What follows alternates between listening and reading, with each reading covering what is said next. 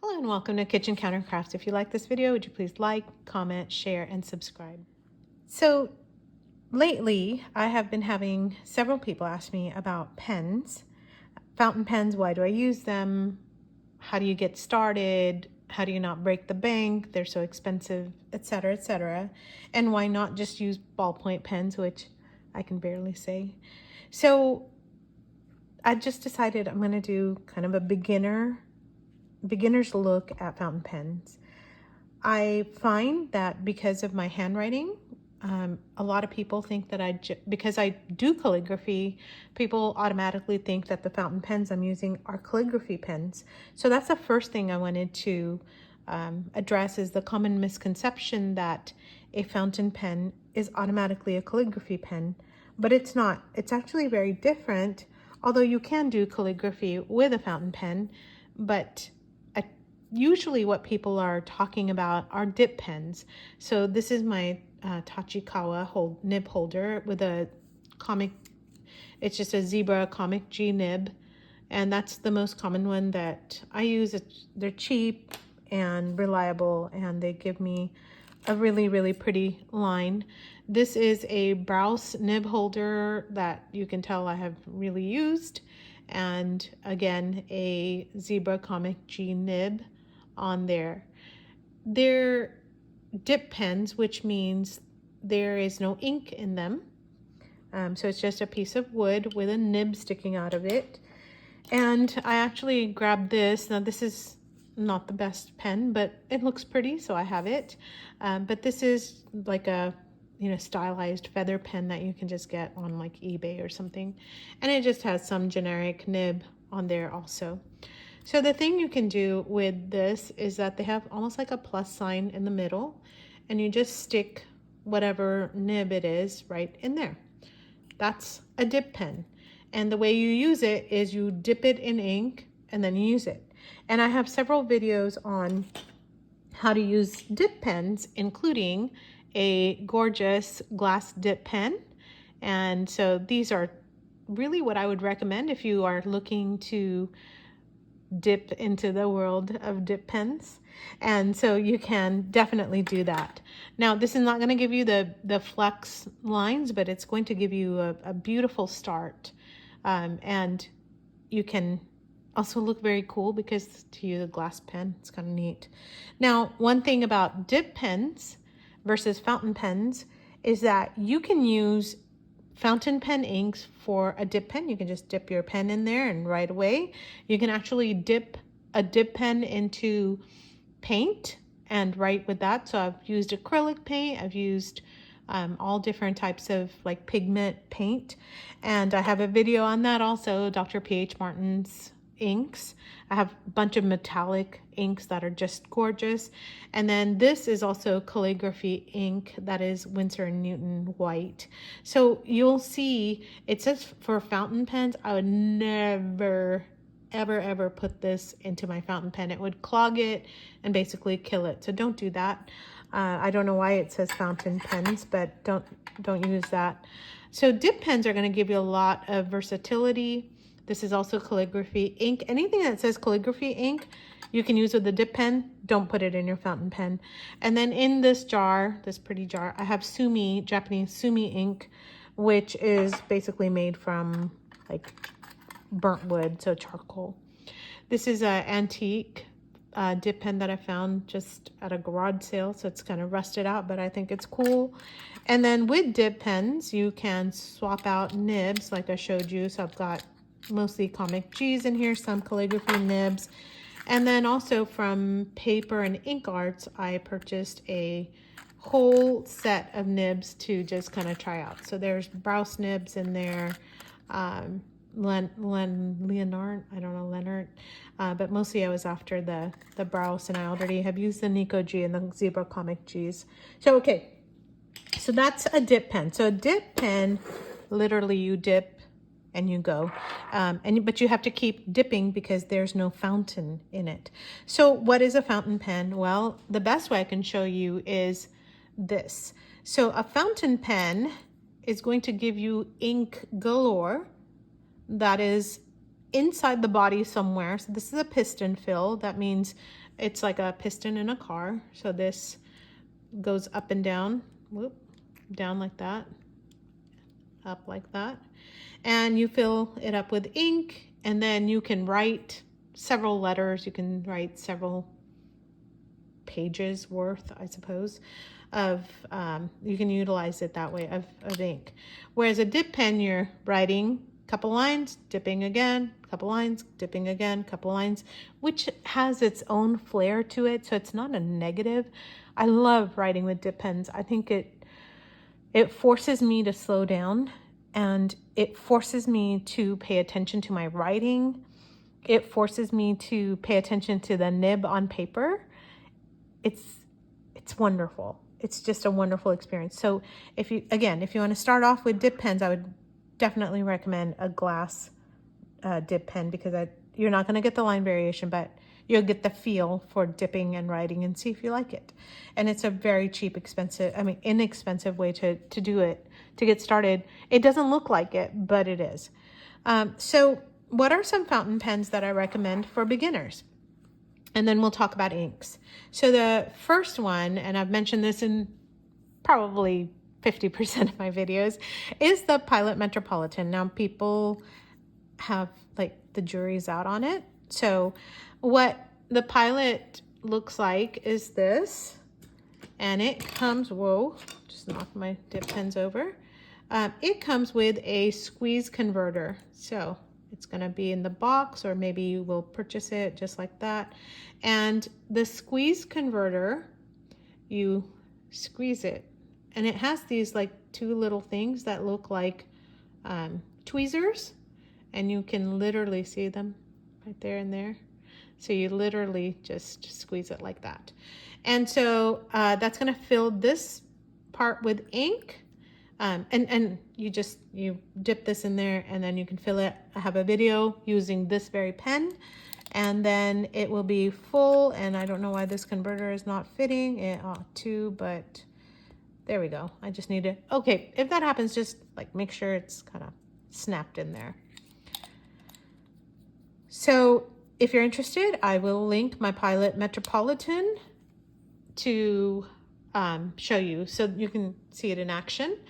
And this pen, at the time of filming this video, is around $25, $20 to $25. You can find it on sale like Black Friday and things like that. So you can get it for about 20 bucks on average. It comes in really fun colors. That's the retro pop. So here's an orange one with a retro pop. It also comes in different nibs. And so this is a fine. I also have a fine in the other one. Let me show you where you can find the nib size. So let me just zoom in. Sorry about that. Didn't mean to cause you whiplashes. So there's the fine. You can just see it in the marks in there. And then this is the nib. This is a vent hole, so air goes in there. This is the top of the nib, and it's usually split into two tines. This on the back is the feed. And then you also saw the converter. You can put a cartridge in there as well. Sometimes the converter is called a cartridge converter, but let me take a look and see what converter this one has. Oh, doesn't. It has the cartridge that came with it. So I just saved it. Yes, it's got dried ink. I didn't clean it out. Shame on me. Don't let your inks dry in your pens. I need to clean this. All right, I will set that aside. And then you can actually save your cartridges and use a syringe to pull ink and then fill those as well. This is the Pilot Kakuno. So that was a Pilot Metropolitan. This is a Kakuno. There you go. And you have just about the same nib, except big difference. Let me show you what that is. Can you see that? No, I just went out of focus. Okay, there we go. It has a smiley face on it. So I love this because it literally makes me smile. So that's the Pilot Kakuno. Same kind of a deal with the Metropolitan. That has a converter in it, and you can go like that, dip put the pen into ink up to about here, and then go like this, and it'll fill up with ink, and that is called a converter. So that's what you can do. And this pen, right now, I think you can find it from anywhere from about $10 to $13, and it's wonderful. So people who collect higher end pens will still love the Kakuno like me. I love it. The next pen I would recommend for a beginner, so you're looking at like 10 bucks there, $10 for the Kakuno, about double the price for a Metropolitan. And then this one is a TWSBI. This is a TWSBI Eco, so it says Eco right there. And the TWSBI Eco is very reliable. It's been very reliable for me. I think some people have issues with it, but this pen is completely clear, so it was a really nice way to kind of start off my collection as well. So the clear part's called the demonstrator, and you can see how much ink you have. I also like the TWSBI because it holds a lot of ink, so you don't have to refill it as often, but that can also be a negative because you're not refilling often. So if you want to change out colors, you're kind of stuck with it, because it's not a good idea to fill a pen and then dump the ink back into your bottle. You can actually contaminate it because you might have debris or something else in your pens. So if you decide you're going to maybe use a different ink color, what you want to do is to clean out your pen and dump the ink and then start fresh. Now, what I do is I actually dye paper with my ink that I dump out. So I utilize it that way and I don't feel so terrible. I mean, it's just a few ounces of ink. It's not that big of a deal either. So how do these things write? Oh, so anyway, before I go into that, so the fountain part is the ink that doesn't stop flowing, technically. Whereas a dip pen, the ink is only, it's only gonna last you maybe a sentence. This one, you can write pages upon pages upon pages, and that's why it's called a fountain pen. So the ink continues to flow. Now, paper matters a lot with fountain pens and also with dip pens. So you can start off with just copy paper, which is this, but you're gonna quickly find out that the copy paper causes everything to feather, so your ink is going to feather out. Now, I do want to point out something here. Let me again zoom in. There we go. So this pen actually has a stub nib. A stub means a flat top on it. I'm gonna show you with this one. It's very subtle, but it makes a difference when you write with it, and I'll show you how to write with both. So I don't know if you can tell, this one here with the purple ink has a very kind of a sharp point. This one has a flatter point. So that's called a stub nib, and I'll write with it for you so that you can see. So I'm gonna just fold this so it's not in the way.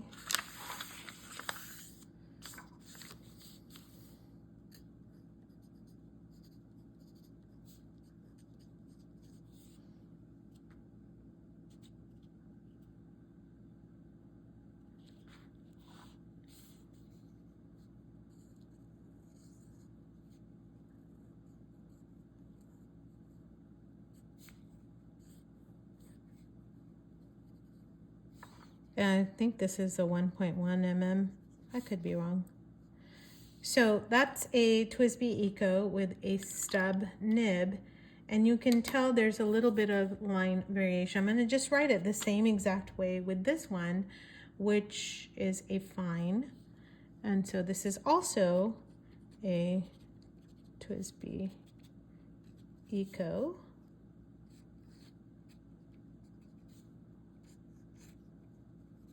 Fine nib. So you can see that the stub is broader, and it's going to give you a little bit of line variation, and that kind of pretty calligraphy-ish writing that you might be after. So just to make some line comparisons between the two.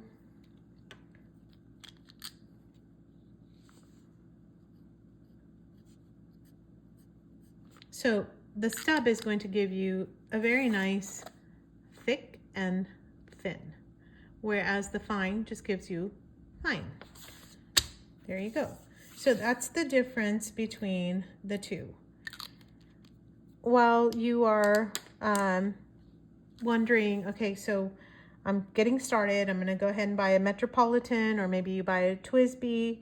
So now what inks should I use? I'm going to go ahead and cover that in another video. So just please look for that, because I do have some recommendations on inks as well. And I'm just going to also compare all this to the dip pen for you so that you can see. So again, you are literally dipping. I don't know if I got enough there.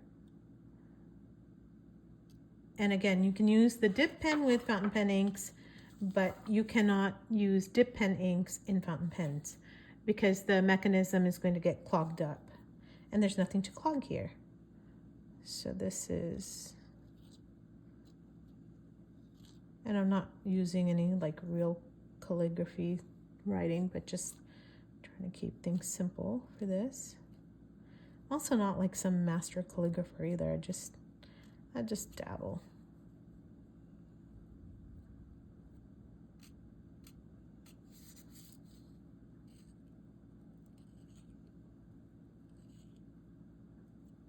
So see, this barely wrote anything. It just gave out right there too. However, you can see the thick and the thin strokes here. You can get those lovely hairline and the very nice thick strokes that people are looking for when you write like that. So I'll just write like an S here, and then like I'll write stub nib. It's not a stub nib, but just so you can compare apples to apples.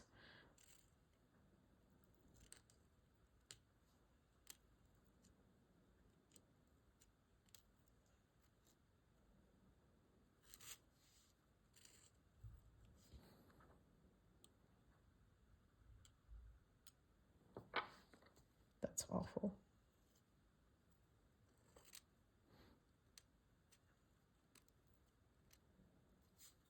And if I lift this up, it's probably going to drip on down. All right. I was just writing that to show you there's still a difference between a calligraphy pen and a stub nib, although the stub is going to give you a lot more line variation than this. Now, just to further complicate matters, I also want to tell you this, that you can actually use a pencil to write calligraphy.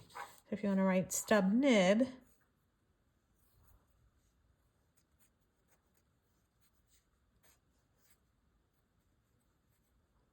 you can actually write that, and then you can come back in through the thick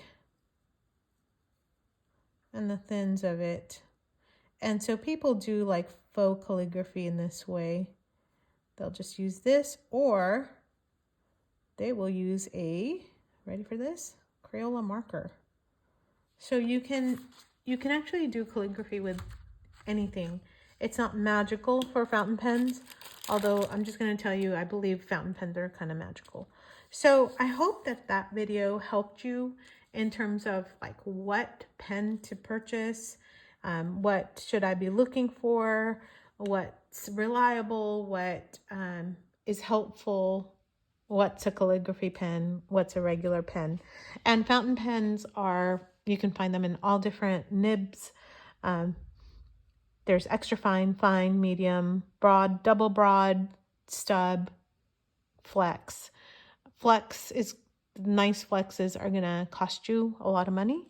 So I would just say stick with the regular offerings. And also people ask me, okay, do I get a fine, a medium, extra fine? What do I do?